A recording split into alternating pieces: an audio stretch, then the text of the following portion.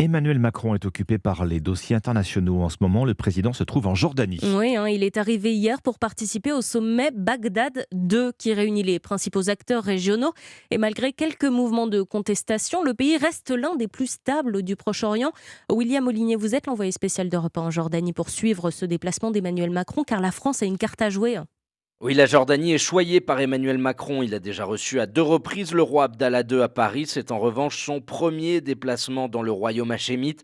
Le chef de l'État voit à Amman l'opportunité de repositionner la France au cœur de cette région où se croisent l'influence iranienne en Irak, l'appétit des Chinois pour les monarchies du Golfe et la concurrence commerciale des Turcs. Les défis sécuritaires sont immenses. Hier, le chef de l'État a envoyé son ministre des Armées, Sébastien Lecornu, sur la base aérienne projetée en plein désert. 200 militaires français stationnés, 4 Rafales déployés pour poursuivre la lutte contre Daesh en Syrie et en Irak. L'ambition française au Moyen-Orient est aussi économique et énergétique. Reste à savoir si la délégation française rentrera à Paris avec des contrats sous le bras l'année dernière.